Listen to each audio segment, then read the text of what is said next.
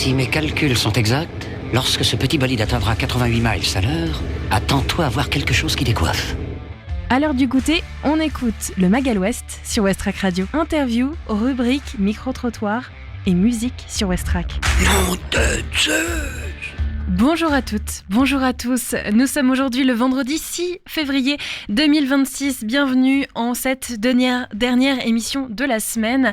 Et aujourd'hui, je vous emmène au cœur des livres et de la découverte et du voyage. C'est la librairie Les Yeux d'Elsa. Vous le savez peut-être, mais la librairie qui existe depuis les années 90 va fermer ses portes prochainement cours de la République. Mais pour l'occasion, elle n'a pas dit son dernier mot et propose encore quelques belles rencontres. J'étais la semaine dernière à l'une des dernières rencontres avant sa fermeture à la fin de ce mois. Et vous allez voir, c'était un temps de partage entre les habitués, mais aussi de nouveaux petits curieux. Ce sera en deuxième partie d'émission, un reportage sur Westrack. Aujourd'hui, on conclut cette semaine d'émission avec Nasty Joe. Nasty Joe et son album The House. Il y a 2 titres, Wire et Things Unsaid Part 1, que vous allez découvrir dans un instant. Margot vous propose un petit voyage musical de ce côté-là. Et puis aujourd'hui aussi reportage toujours avec Margot qui va nous parler du groupe vocal havrais Effervescence, grand gagnant du concours national de la chorale Il était une voix. Enfin, Mani nous propose de découvrir le nouvel album de Miosak qui s'appelle Simplifié. Bienvenue, les actus à suivre aussi ainsi que l'agenda et puis notre petite météo.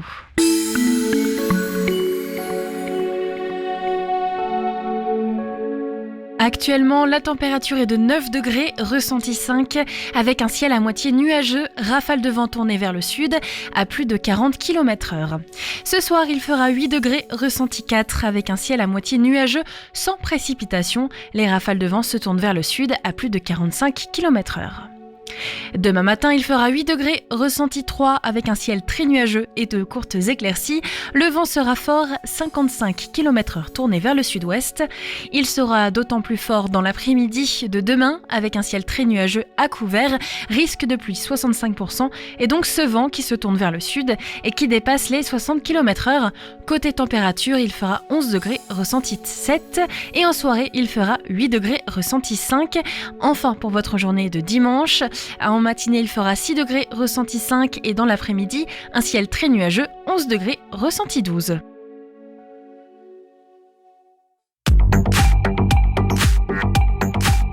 Les infos locales sur Westrack. Le Flash. Bonjour à tous, voici les actualités locales de ce vendredi 6 février 2026. La renaissance du théâtre Le Normandie au Havre racontée dans un documentaire inédit. Après plus de 30 ans de fermeture, le théâtre Le Normandie a repris vie au Havre et fait l'objet d'un documentaire d'Alice Duval-Barré qui sera diffusé mardi 10 février à 20h au sein de ce même théâtre. Tarif 5 €. Fécamp, Normandie Basse-Saxe, une amitié franco-allemande tissée depuis plus de 60 ans.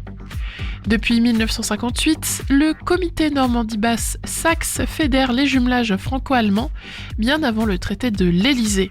La rencontre annuelle organisée par le comité Fécamp-Rheinfelden s'est tenue au musée Les Pêcheries. Un film en avant-première à Fécamp avec À portée de main pour mieux parler des troubles psychiques.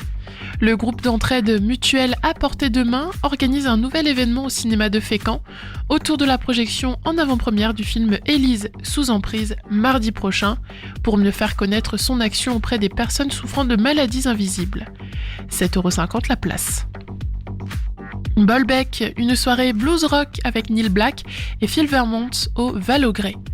Le centre culturel du Val-au-Grès à Bolbec accueille ce soir à 20h30 un concert blues rock avec Neil Black et Phil Vermont, 2 figures reconnues de la scène actuelle. La billetterie est ouverte auprès du centre culturel et en ligne sur le site de la ville de Bolbec. Handball, Ligue Butagaz Énergie, pas de miracle pour le HAC, logiquement battu à Brest. Si les handballeuses havraises ont plutôt bien résisté, elles ont logiquement fini par craquer mercredi 4 février face à l'Ogre brestois, vainqueur avec 17 buts d'avance. Résultat 40-23. Merci de votre attention, ne partez pas car le journal se poursuit maintenant avec les informations nationales et internationales. bonsoir à tous. 6 blessés à Grenoble après un jet de grenade dans un institut de beauté. Les faits se sont produits près du centre-ville en milieu d'après-midi. D'après le Dauphiné libéré, un enfant ferait partie des blessés légers. D'importants moyens de secours ont été déployés. Les suspects ont pris la fuite. Après le scandale des laits infantiles contaminés, l'Association pour la santé des enfants saisit la défenseure des droits et estime que cette affaire représente une atteinte aux droits fondamentaux des enfants et au bon fonctionnement des services publics. L'association demande qu'une enquête approfondie soit menée sur les manquements possibles des autorités sanitaires et des industriels. Les autorités européennes ont, au début du mois, abaissé les seuils tolérés de la toxine céréulide, provoquant une nouvelle vague de rappels. La France ouvre aujourd'hui son consulat au Groenland dans un contexte de montée des tensions liées au désir de Donald Trump de s'emparer du territoire autonome danois. Une façon pour la France et l'Europe de réaffirmer leur présence sur place. Cette ouverture est la concrétisation d'un engagement pris par Emmanuel Macron lors de sa visite sur place en juin dernier. La fin des premières discussions entre l'Iran et les États-Unis. Les deux nations se sont retrouvées à Oman aujourd'hui pour parler du programme nucléaire iranien. À la sortie, le chef de la diplomatie iranienne a estimé que les négociations s'étaient tenues dans une atmosphère très positive. Un accord de principe a été trouvé pour la poursuite des négociations. Elles pourraient avoir lieu dans les prochains jours. Une nouvelle défaite pour les hockeyeuses françaises aux Jeux Olympiques d'hiver de Milan-Cortina. Les Bleus se sont inclinés cet après-midi face au Japon 3-2. Les Françaises ont encore 2 matchs à disputer face à la Suède et à l'Allemagne. La cérémonie d'ouverture de ces Jeux d'hiver sera organisée ce soir à 20h. Et puis en foot, après la Coupe de France, retour de la Ligue 1 ce soir. En ouverture de la 21e journée, Metz reçoit Lille. En cas de victoire, les Messins, derniers du classement, prendraient virtuellement la place de barragiste. Voilà pour l'essentiel de l'info. Excellente fin d'après-midi. Des idées sorties pour cette semaine ou ce week-end pour te culturer sur Westrack Radio. Alors, qu'est-ce qu'on fait ce soir ou ce week-end ? Un vernissage de l'exposition de David Desméliers avec un DJ set avec DJ L. C'est au SEM à 18h30 jusqu'à 21h30. Entrée libre et gratuite. Vous retrouvez aussi Intervalle carte blanche à Sodi Brain au conservatoire Arthur Honegger à 18h30 ce soir au Havre pour une durée de 45 minutes et c'est aussi gratuit. Par contre, il vous est conseillé de réserver. Sur votre journée de demain, eh bien, vous avez une visite à 2 voies au cœur du volcan de 11h à 14h. Le Welcome Coffee Morning à l'étable pour rencontrer du monde, c'est à partir de 11h. Et puis un grand tournoi des sorciers pour la nuit des livres Harry Potter. Alors c'est la nuit, mais c'est surtout l'après-midi, à partir de 15h et jusqu'à 18h pour sorciers, sorcières moldus de tout poil, petits et grands. C'est gratuit, mais il vous est aussi conseillé de vous inscrire, notamment pour le concours. Voilà pour votre découverte, c'était Nasty Joe avec son album qui s'appelle The House. Poursuivons avec un reportage signé Margot qui nous parle du groupe vocal havrais Effervescence, grand gagnant du concours national de la chorale Il était une voix.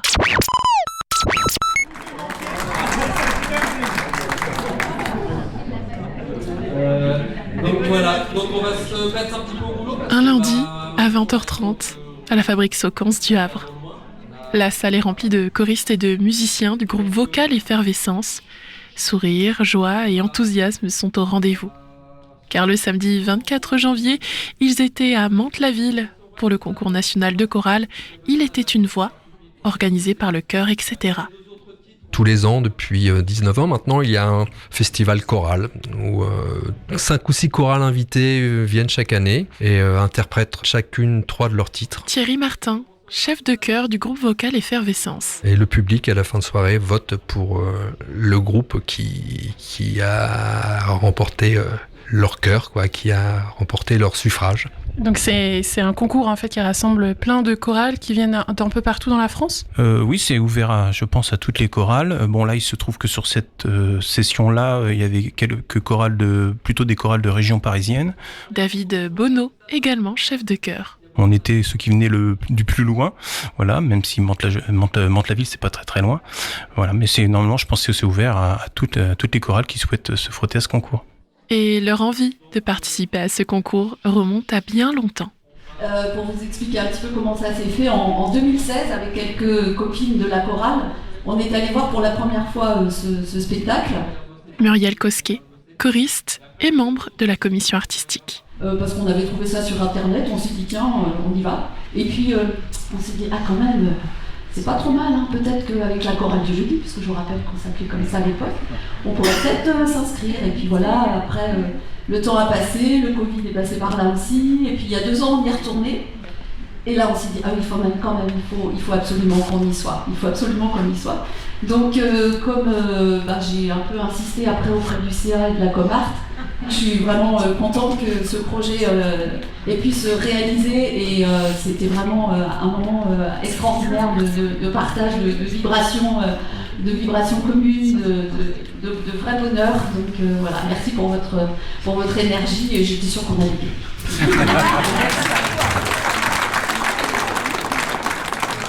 Donc Thierry, David, vous êtes les chefs de chœur de la chorale Effervescence avec aussi Hélène qui est absente aujourd'hui. Vous pouvez nous dire ce que vous avez préparé, ce qu'on pouvait voir sur scène samedi? Mais écoutez, on a sélectionné avec soin les 3 morceaux qu'on devait défendre. On a essayé de faire des morceaux qui nous ressemblent. Et l'exercice était un peu particulier par rapport à ce qu'on fait d'habitude. On a pris le soin de travailler particulièrement ces 3 morceaux dans les intentions, dans les mises en scène, parce qu'on travaille beaucoup avec le corps pour l'engagement, pour que le son, l'émotion passe le mieux. Voilà, donc on a fait tout ce travail avec tous les choristes depuis plusieurs mois maintenant pour préparer ce concours. Oui, parce que justement, en fait, comme vous l'avez dit tout à l'heure, il y a 5 chorales en tout. Donc, il faut vraiment essayer de condenser au maximum, donner le meilleur. Ça doit être un réel défi pour vous, pour la Comart, la commission artistique, pour trouver vraiment les morceaux qui vont vous ressembler le plus. Oui, on a essayé vraiment de choisir 3 titres aux univers complètement différents. On a chanté Bohemian Rhapsody.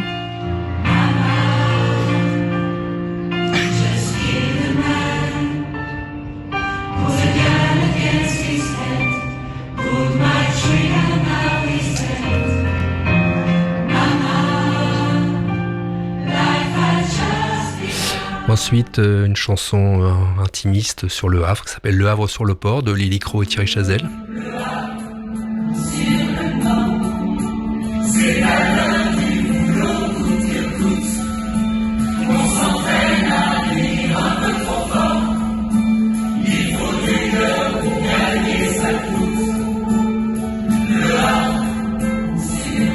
Et on a terminé par un titre bien remuant de soprano, Cosmo.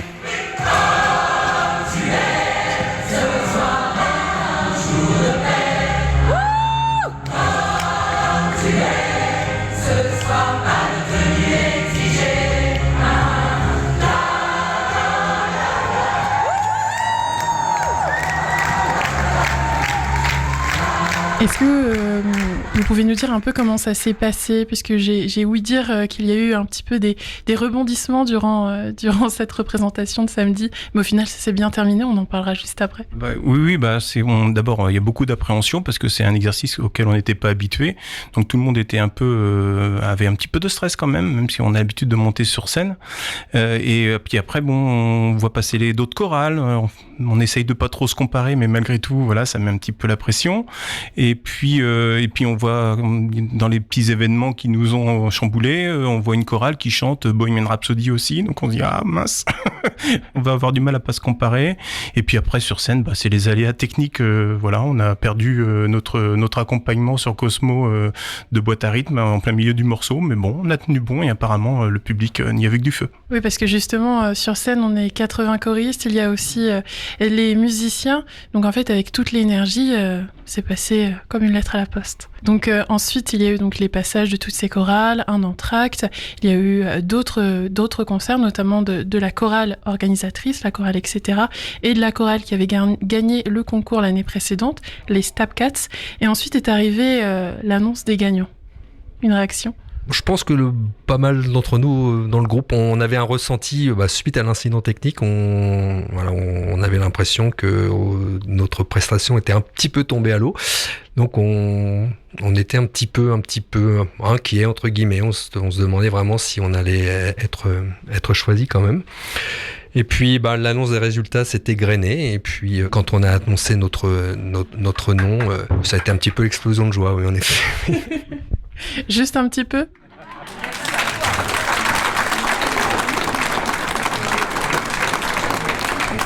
On est les champions.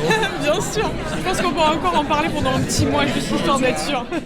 En ce qui me concerne en tout cas, mais je crois que c'était pareil un peu pour tout le monde, c'était vraiment une énorme surprise. Vraiment, on a fait tout notre mieux pour concourir, mais on pensait pas que ça, qu'on pouvait l'emporter, voilà. Même si on connaît notre qualité, mais on était sur un public qu'on ne connaît pas. On n'a pas l'habitude pour le coup de jouer face à un public qui ne connaissait pas le matin et qui malgré tout, a adhéré à notre proposition, et ça c'est incroyable. Oui, parce que c'était ça un peu la spécificité, c'est qu'il y avait un jury et en même temps la chorale élue à la fin a été choisie par le public. Et comme vous l'avez dit, c'était un public qu'on n'était pas habitué, vu que c'était surtout des chorales qui venaient de la région parisienne, et que là on se trouvait en région parisienne, on aurait pu se dire le public qui aurait forcément entre guillemets voté pour la chorale Effervescence n'allait pas, peut-être du moins, être là. Oui, alors on avait quand même quelques soutiens dans le public, on les remercie d'ailleurs, qui nous ont suivis jusqu'à Mantes-la-Ville pour nous encourager, ça nous a beaucoup servi.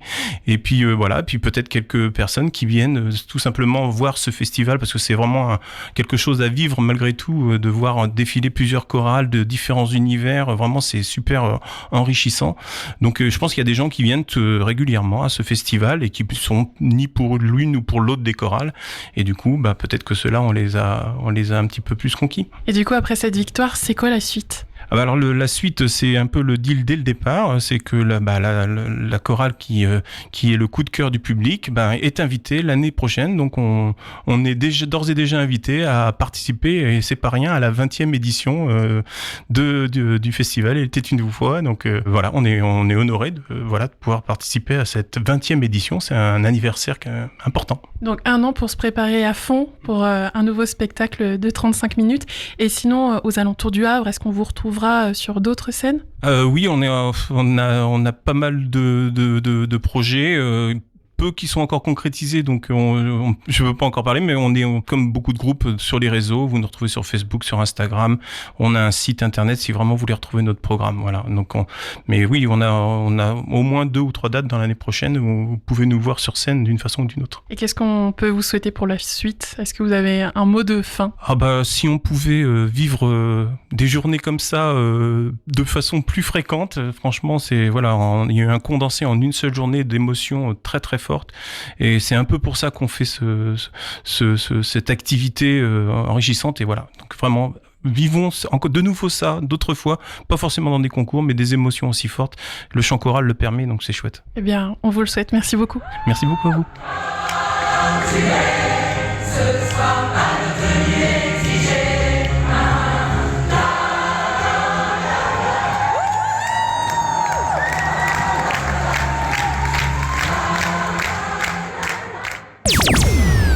Dans un instant, nous allons nous retrouver au cœur de la librairie Les Yeux d'Elsa, qui ferme malheureusement ses portes à la fin du mois, mais qui accueille quelques derniers événements.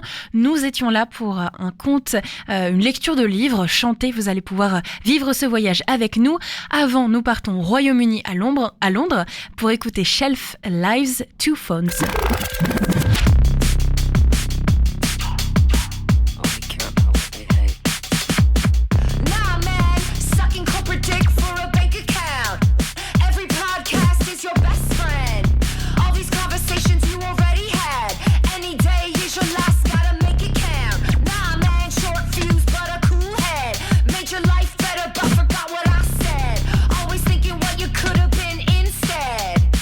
Damn. 2 phones, but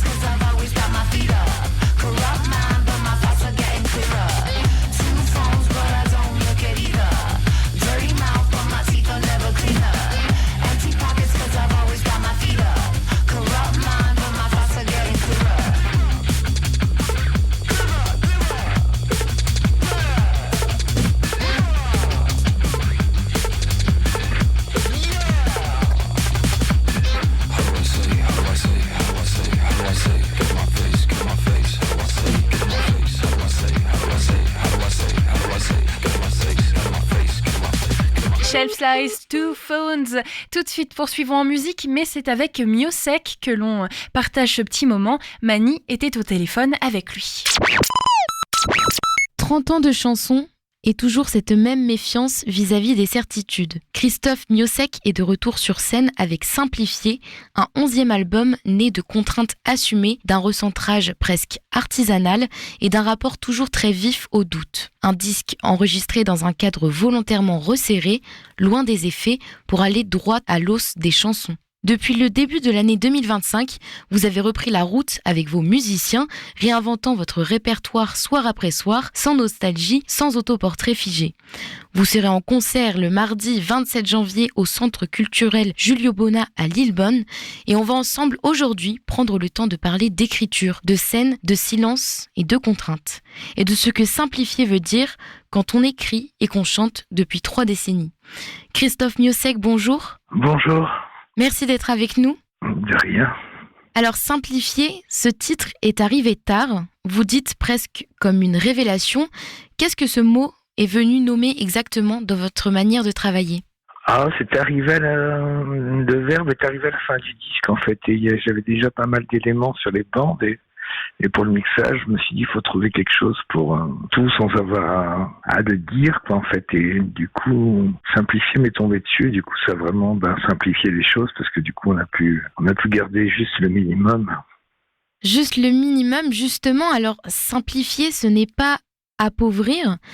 Et comment on fait pour enlever sans perdre la tension, l'émotion et la chair des chansons ?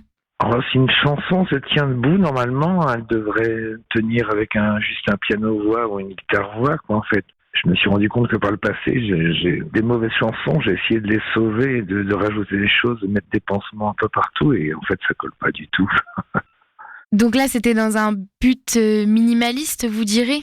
Oui, puis la méthode de travail l'était également, quoi, en fait. On n'était que 3 personnes à travailler sur ce disque. Donc, j'ai fait les instruments, Paul Legal les enregistrait, c'était un Brestois, et Alexis Delongue est venu mixer et faire des instruments additionnels, donc pas énormément non plus, donc c'était vraiment en trio, quoi, en fait, mais avec 2 musiciens. Oui, c'est ça, vous étiez 3, et il n'y avait qu'une seule boîte à rythme et peu d'accords. Est-ce que toutes ces contraintes, c'était une manière de défier le confort ? C'est qu'aujourd'hui, avec un ordinateur, on peut tout faire. En fait, on peut avoir des orchestres symphoniques à portée de clic, on peut avoir tous les instruments du monde et tous les effets spéciaux possibles et imaginables. Et là, du coup, d'avoir une boîte à rythme de 1969, moi, ça m'obligeait à rester dans les clous, quoi. Enfin, puis j'adore la contrainte pour travailler, ça mène une discipline. Oui, est-ce que vous pourriez développer pourquoi la contrainte, ça vous aide à créer ? Parce qu'il n'y a qu'une seule direction, en fait, sur cette boîte à rythme. Il y a 11 morceaux sur le disque, il y avait 12, 13 rythmes sur cette boîte à rythme, donc j'étais obligé de composer et puis de trouver des idées dans ce cadre-là, quoi. Et du coup, intellectuellement, je trouve ça bien, parce que ça peut rendre dingue quand il y a trop de possibilités que d'avoir aujourd'hui avec un ordinateur. Vous dites craindre le radotage plus que tout. Alors comment on s'auto-surveille après 30 ans de carrière pour ne pas devenir sa propre caricature ? Ouais, je sais pas si c'est toujours réussi, mais en tout cas, je tente, quoi, en fait, de pas... sur ce dernier disque, j'ai essayé d'avoir un regard extérieur, quoi, même si j'ai jamais fait de l'autofiction, mais clairement d'autres personnes, donc c'était un moyen. Le doute, il revient souvent dans vos paroles comme dans vos entretiens. Est-ce que vous diriez que c'est un moteur de création ou une fragilité au quotidien ? Le doute, je vois ça comme une vertu, pas comme un défaut, quoi, en fait. Et le doute fait qu'on n'est jamais pleinement satisfait. Du coup, ça pousse à bosser. On a toujours l'impression que le prochain disque va être mieux, ce qui est peut-être pas vrai du tout, mais on peut avoir l'impression de ça. Donc ça soulève malgré tout. C'est positif, quoi, le doute. Et donc cette impression d'avoir la capacité de toujours faire mieux, c'est ça qui vous pousse à continuer aussi ? Oui, et j'ai peut-être tout à fait tort, quoi, mais le fait d'avoir cette impression-là fait que je me remets au travail, quoi, et mine de rien, même si les paroles et les musiques ne le sont pas vraiment, faut être optimiste, quoi, pour se remettre au boulot après 30 ans. Vous diriez que c'est difficile de se remettre au travail ? Non, c'est pas difficile, mais il faut continuer à s'amuser, quoi. C'est pour ça, là, d'avoir réduit les éléments, les instruments, tout ça, c'est de l'amusement, en fait, c'est du jeu. Donc, mais on n'a pas beaucoup de jouets, mais faut faire avec, et ça, c'est chouette. Vous écoutez beaucoup de hip-hop au moment de Simplifier. Qu'est-ce que cette musique, elle vous a apporté ? C'est une musique ancienne parce que dès le début du hip-hop, Grand Master Flash, Afrika Bambaataa, des choses comme ça, pour moi, après 82-83, le rock était mort, quoi. En fait, il y avait le hip-hop, il y avait le dernier album des Talking Heads, il y avait plein de choses intéressantes et le rock radotait déjà à l'époque et du coup, ça m'a toujours accompagné, mais je trouve qu'actuellement, dans le hip-hop américain, il y a des jeunes complètement décomplexés, quoi, en fait, pour de la musique où il n'y a plus de chapelle, ils se permettent beaucoup de choses, quoi, et c'est le retour des instruments dans chez beaucoup de jeunes du hip-hop et ça c'est plutôt excitant. Donc vous vous êtes inspiré de la liberté de cette nouvelle génération de rappeurs ?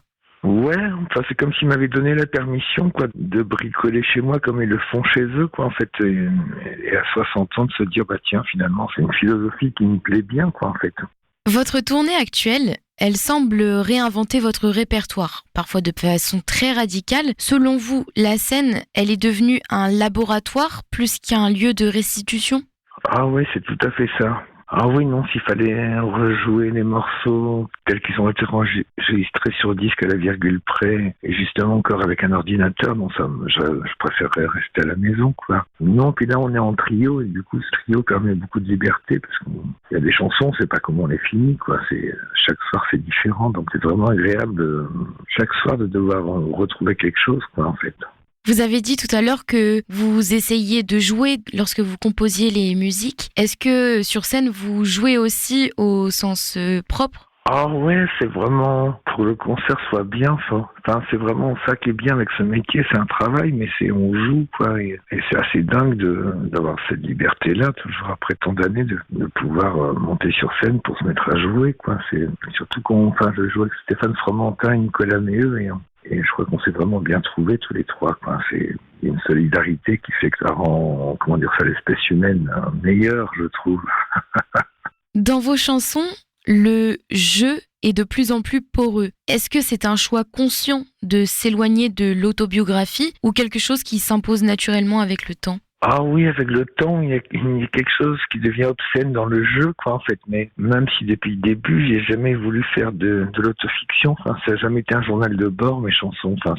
Même quand j'utilise le jeu, peut-être des histoires empruntées à des connaissances, à des gens autour de moi, mais à travers un roman et tout ça. Mais en tant que chanteur, quand on utilise le jeu, on est foutu, quoi. Je veux dire, c'est comme si on met la voix en plus, donc ça devient forcément notre histoire, alors qu'au départ, le scénario n'est pas vraiment, quoi. Et puis des fois, ce sont pas nos histoires, et quelques années après, on retombe dedans et ça devient notre histoire, ça qui peut être drôle aussi. Je suis pas très clair, mais quelque chose qui a été écrit à un moment donné et qui ne nous concernait pas, 10 ans après, ça, on se retrouve dedans. Ça a été votre cas ? Ouais, des fois c'est surprenant. On joue avec le feu et du coup, par moment, bing, ça, il y a un retour de flamme. Est-ce que vous pourriez nous donner un exemple ? Il y a une chanson qui peut paraître le plus autobiographique possible, ça s'appelle « Je m'en vais ». C'est il n'y a pas plus autobiographique, mais en fait, c'était emprunté à un dialogue du film du Mari de la coiffeuse de Patrice Lecomte, en fait, et j'avais demandé l'autorisation de pouvoir utiliser ces quelques mots qu'écrivait la coiffeuse avant de se jeter d'un pont, et 10-15 ans plus tard, cette histoire est devenue la mienne, quoi, en fait. Vous avez longtemps refusé la publication écrite de vos paroles. Est-ce que c'est toujours un malaise pour vous de voir une chanson privée de sa voix ? Ah oui, moi je suis assez honteux quand je vois depuis le départ, moi j'ai toujours été contre le fait que les paroles soient imprimées dans un disque. C'est un combat que j'ai perdu contre les maisons de disques, mais c'est pas grave parce que j'ai pu en gagner d'autres. Mais c'est une concession que je fais. Mais c'est vrai que pour moi, une chanson ne devrait jamais être lue, quoi. En fait, ça ressemble à rien, une chanson sur le papier. C'est fait pour être dans l'air, quoi. En fait, je lis de la poésie, c'est sur du papier, mais je sais que en écrivant des chansons, je ne fais pas de la poésie, quoi. Mais pourtant, les paroles, à elles seules, elles ont un sens, elles portent une histoire tout de même. Ouais, mais elles sont faites pour avoir une voix qui la porte et une musique qui la porte. Et c'est pas fait pour être enlevé de la voix et de la musique, quoi. Vous avez écrit pour d'autres voix, Gréco, Birkin et Johnny même. Qu'est-ce que cela change d'écrire quand on sait que l'on ne sera pas celui qui porte les mots ? Ah, c'est assez fabuleux comme exercice. Enfin, c'est surtout quand on aime ces personnes, quoi. En fait, quand on les sent, enfin, il y a un vrai plaisir à écrire pour elles, à trouver le dictionnaire, à trouver le mot, le registre du vocabulaire, quoi. Et moi, essayer d'être juste, et c'est surtout d'être en concert, quoi. C'est pareil, c'est pas tellement écouter à la maison, c'est d'être en concert, entendre une personne chanter ses mots, enfin, se les accaparer, ça, c'est un luxe assez incroyable. Et est-ce que c'est plus facile parfois de dire des choses importantes à travers la voix d'un autre ? Ouais, j'ai l'impression, qu'on peut se permettre, comment dire ça ? Oui, il y a des paroles que j'ai écrites pour les autres, je pourrais pas les chanter, en fait. J'ai essayé et c'est autre chose, c'est pas... Puis c'est pareil, on revient au jeu, quoi. Enfin, c'est un jeu avec l'écriture, à essayer des fois on écrit à partir d'une mélodie, d'un yaourt, donc faut compter les pieds, tout ça, donc ça devient assez technique et c'est là que ça devient aussi assez excitant. Et qu'est-ce que vous avez écrit pour quelqu'un d'autre que vous ne pouviez pas chanter ? Il y a une chanson pour Jane Birkin qui s'appelle Les Avalanches que j'aime beaucoup, mais que je ne pourrais pas chanter en fait parce que c'est très loin de moi, même si je vois la scène, si je vois tout, mais même les textes que j'ai écrits pour Johnny, non, je peux pas, j'ai tenté, mais non, c'est ridicule quoi en fait. Enfin, non, c'est hors sujet. C'est hors sujet, mais pourtant, ce sont des mots qui viennent de vous, donc il y a quand même une part de votre personne. C'est des paroles que vous incarnez. Oh non, c'est des paroles qui ne me sont pas destinées, quoi, en fait. C'est-à-dire que même dans le style d'écriture, pour Juliette Gréco, Jane Birkin, en plus, on écrit au féminin, là, c'est plutôt encore, c'est vraiment excitant, quoi, de devoir écrire au féminin. Et on sait qu'on n'est pas là, mais on essaye d'approcher, quoi. Enfin, j'ai une dernière question pour vous. Qu'est-ce qui vous donne encore envie de monter sur scène et de composer aujourd'hui ? Monter sur scène, ça pourrait s'apparenter, mais je crois qu'on n'est pas loin de ça, quoi. C'est quand même, mine de rien, c'est de la drogue. Enfin, pendant 1h30, 2 heures, il se passe quelque chose qu'on ne trouve pas dans la vie de tous les jours, quoi, dans la vie quotidienne. Il y a une excitation, enfin, il y a le trac, il y a tout ça, et c'est... Ouais, non, le cerveau, le corps génère plein de chimie, et c'est quelque chose qu'on retrouve pas... Ouais, non, qu'on trouve pas dans la vie quotidienne, quoi. C'est assez irréel, en fait, hein. Enfin, ce n'est pas normal pour moi de monter sur scène, en tout cas. Merci Christophe Miossec d'avoir pris ce temps avec nous. Oui, merci. Je le rappelle que vous serez en concert mardi 27 janvier au Centre culturel Julio Bona à l'occasion de votre tournée. Au plaisir de vous recevoir pour un 12e album Qui sait. Merci encore et bonne continuation. Merci à vous pour la préparation. Merci. Il est 17h41, merci d'être avec nous. Je vous propose tout de suite un reportage. Les Yeux d'Elsa, la librairie bien sûr incontournable du cours de la République, va fermer ses portes à la fin du mois, mais elle n'a pas dit son dernier mot, avec quelques rencontres avant de fermer officiellement ses portes. J'étais là samedi dernier pour l'une de ces rencontres. J'ai appris également que cette librairie va fermer ses portes, ce qui est toujours triste quand une librairie ferme ses portes. Ça fait toujours un peu mal au cœur et en même temps, j'ai envie qu'il y ait une forme de joie autour de la littérature aujourd'hui. Ah non, malheureusement, non. On a bien voulu. Le temps, sur le bateau, c'est un peu l'aventure aussi. Vous étiez le marin ? Oui. La librairie Les Yeux d'Elsa s'apprête à tourner une page. Après des années à faire vivre les mots, les idées et les rencontres, ce lieu indépendant ferme ses portes prochainement, mais pas avant son dernier moment de partage. Pour l'occasion, habitués et simples curieux et curieuses se sont retrouvés entre les rayonnages, un dernier événement à l'image de la librairie, ouvert, vivant et profondément humain. Samir, le propriétaire des lieux, a pris la décision de fermer. Un choix mûri, nécessaire mais difficile, car derrière cette fermeture, c'est toute la fragilité des librairies indépendantes qui se dessine. Des lieux essentiels, mais souvent mis à l'épreuve. Oui, cet après-midi, ça s'est bien passé, comme vous avez vu. Il y a eu un peu de monde, donc une lecture musicale. Alexander, avec sa voix, donc, le récit du livre de sa maman. C'est un beau clin d'œil pour ma maman, pour tous les Havrais aussi, voilà. J'aime le Havre et c'est dommage que Les Yeux d'Elsa va disparaître. Mais bon, je sais que ça va rester aussi dans le cœur, voilà. Je ne vais pas dire dans la mémoire, mais dans le cœur. Donc Les Yeux d'Elsa ferment en février, donc la conjoncture déjà elle est très difficile, les charges et tout, les gens ne lisent plus comme avant aussi. Moi je fais que de l'occasion. Donc il faut rénover souvent. Avec les réseaux sociaux, maintenant, ça devient dur. Je vais sur 61 ans, donc voilà, je me dis, il vaut mieux arrêter tant que c'est possible, tant que c'est faisable, et pour profiter de la vie aussi. Voilà.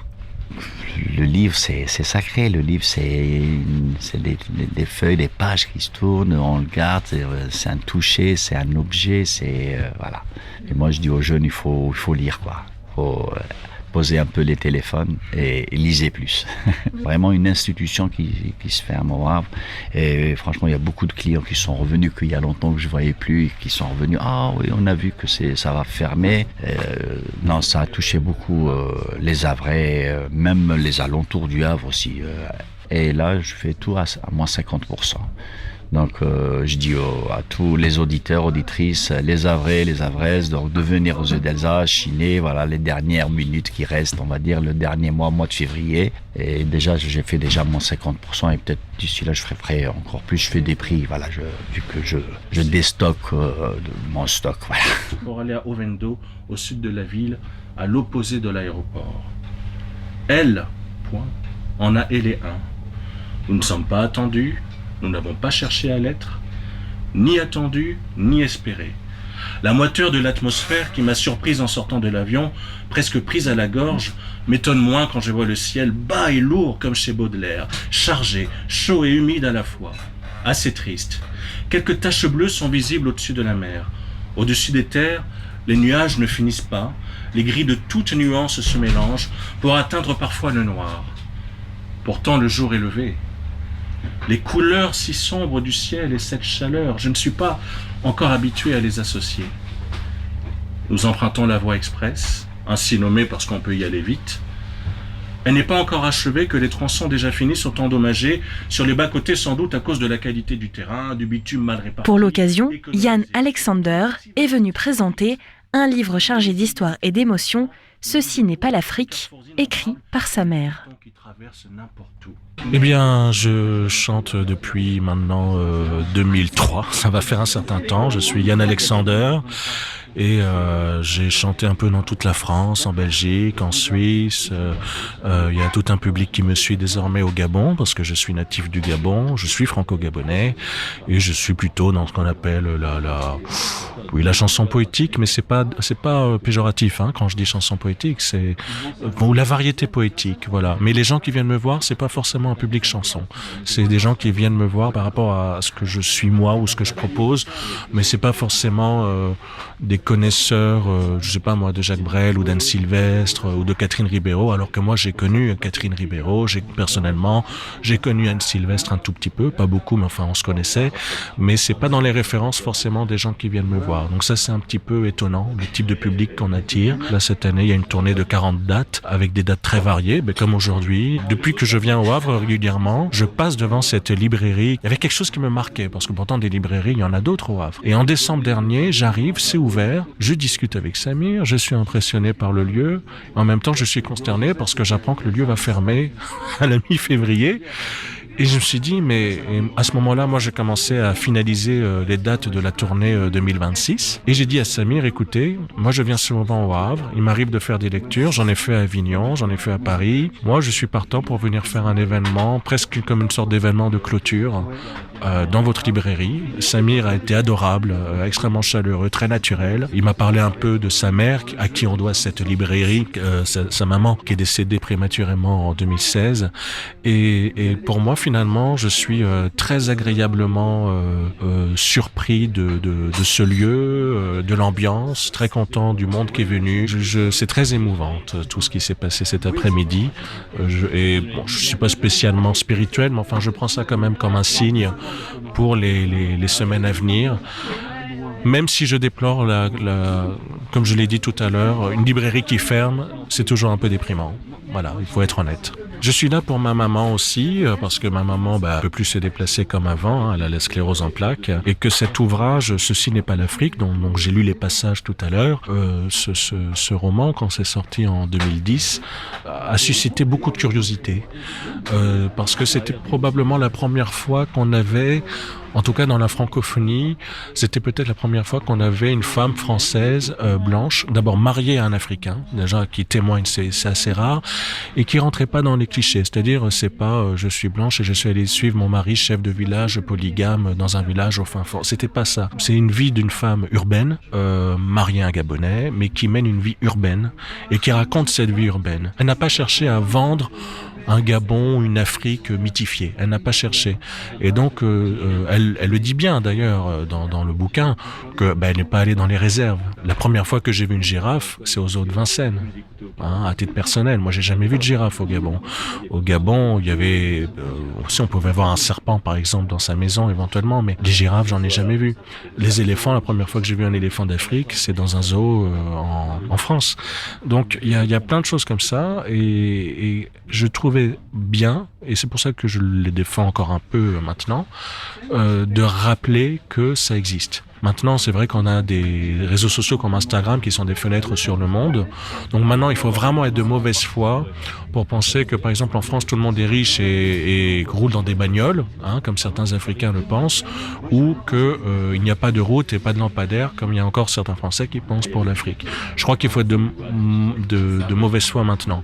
Ça ne veut pas dire qu'il n'y a pas de problème. Il y a beaucoup de problèmes au Gabon, beaucoup. Moi, je suis retourné en novembre dernier, il y a des coupures de courant, des coupures d'eau, il y a beaucoup de problèmes, beaucoup, du chômage et tout.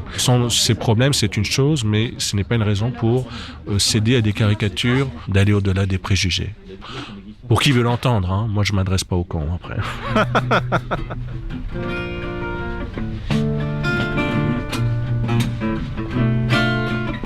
C'était à Port-Gentil, nous arrivions la nuit, à bord d'un petit bateau première et deuxième classe. Nous étions en famille, nous étions des touristes, et je n'arrivais pas à me sentir à ma place. Rêvant d'ailleurs, d'autres jours, d'autres couleurs, voulant faire battre mon cœur, changer de vie, rêvant d'ailleurs, d'autres nuits, d'autres saveurs, avant que le cœur ne meure, changer de vie. J'ai voulu fuir l'ennui, voulu fuir un pays, croyant que l'herbe est forcément plus verte ailleurs. J'ai vu des paysages, me suis fait tant d'amis, et des amours, des peines et des bonheurs. J'étais ailleurs, errant jusqu'à l'autre bout de moi-même. C'est doubler une armure pour les faibles, une autre vie. J'étais ailleurs, découvrant d'autres visages, abordant d'autres rivages et d'autres nuits. Puis je suis revenu par des voies imprévues. Le sang qui coule est un triste rappel à l'ordre. J'ai marché dans vos rues avec des inconnus, chantant l'espoir, la révolte, la concorde. Je te tendais les bras Gabon d'une adolescence. Je n'ai jamais oublié les lueurs de Libreville. Je te tendrai les bras, les bras, les bras, les bras, les bras. Peu à peu je sais qui je suis, un gamin de Libreville, à retrouver son cœur. Oh, un gamin de Libreville, à retrouver son cœur.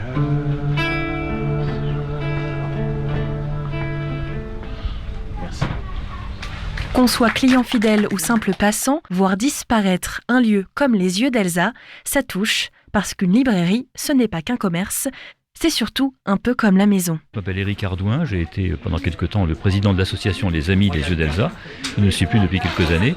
Et je me suis beaucoup intéressé aux activités de cet endroit exceptionnel au Havre, qui réunit toutes sortes d'intérêts et des gens de tous horizons autour d'une passion commune pour la culture en général, la littérature en particulier, les rencontres, la musique, la chanson, la convivialité. On avait tout ça et des gens qui n'étaient jamais venus, des habitués, c'était très agréable.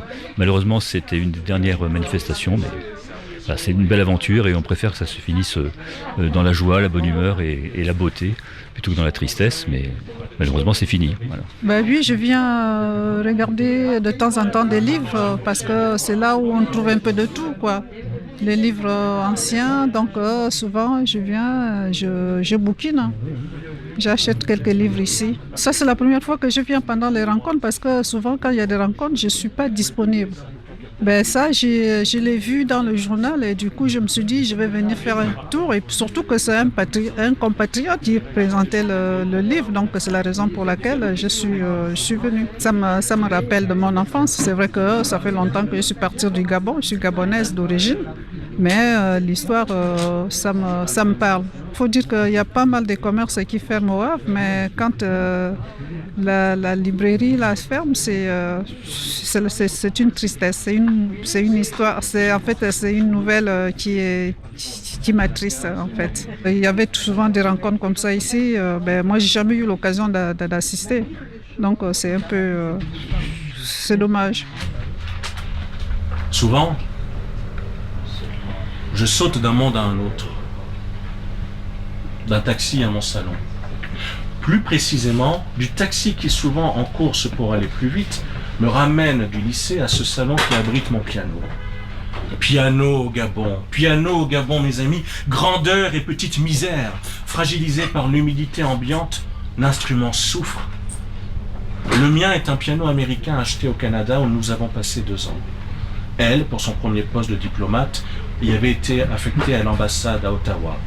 L'instrument que j'en ai rapporté, un Baldwin, est censé supporter tous les climats. Tout ce que peut endurer un piano entre le Nouveau-Mexique, la Louisiane et l'Alaska. On le dit tropicalisé. Ici, il devrait être gabonisé. Les Américains n'ont pas prévu cela. Les feutres, les cordes, les bois, tout souffre. Chaque centimètre cube d'air est gorgé d'une humidité à laquelle rien n'échappe. Le piano en témoigne. Avant que nous n'installions la climatisation dans le salon, il y avait toujours allumé une ampoule de 25 watts destinée à assécher l'atmosphère à l'intérieur de l'instrument. Truc de pianiste. Et puis la clim est venue. J'ai éteint l'ampoule, soulagé mes scrupules à faire souffrir mon ami le piano. Cessez peu à peu de sentir anormalement. La musique, ici, s'écoute différemment. Albert Schweitzer n'est plus là pour nous dire que Bach s'entend autrement dans le bruissement de la nuit équatoriale sitôt venue. Mais je sais que si je ne joue pas moi-même, il n'y a que les CD pour m'apporter du classique, comme on dit. En France, tout est différent.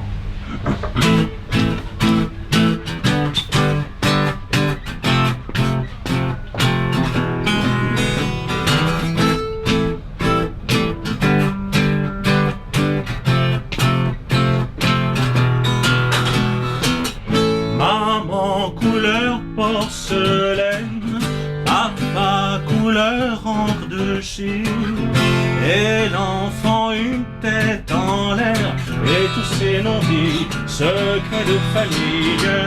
Et puis les gens du dehors sourient au monsieur d'abord. Tu seras vite assez grand pour chercher ailleurs une autre vérité. Aimer qui, aimer quoi, pour se sentir vivre. Aimer qui, aimer quoi. Avant la fermeture définitive, les livres et les articles sont proposés à prix réduit. Et lors de ma visite, un détail m'a frappé, les allées et venues incessantes des curieux, curieuses, lecteurs, lectrices et même des voisins de ce lieu. Un signe peut-être que malgré les difficultés, ce genre de librairie n'a pas encore dit son dernier mot. Et voilà, faisons vivre nos librairies indépendantes et nos librairies locales. C'est le moment d'acheter local. Aux yeux d'Elsa, vous l'avez entendu, de nombreuses promotions, notamment sur les CD, mais aussi les DVD, les vinyles et les livres. Il est très important de soutenir tous ces lieux de culture, mais aussi de vie qui accueillent tout ce genre d'événements. C'est très important de les garder au plus près de nous. On a la chance d'en avoir beaucoup au Havre. Alors prenez soin de vos lieux de proximité.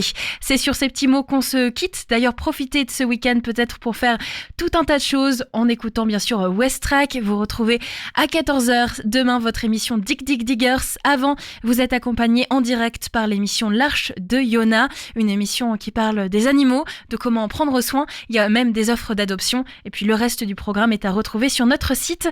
Moi je donne rendez-vous lundi pour un autre Magal Ouest. Très belle soirée.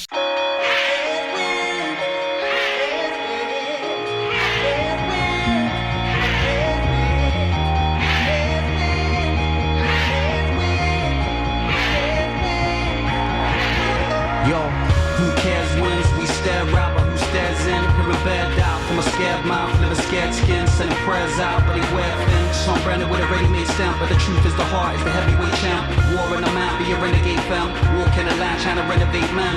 Who cares wins when the love is lust? The price of fame and the other quest, like the quest of living to keep the oven hot. It's a daily show, you know it doesn't stop.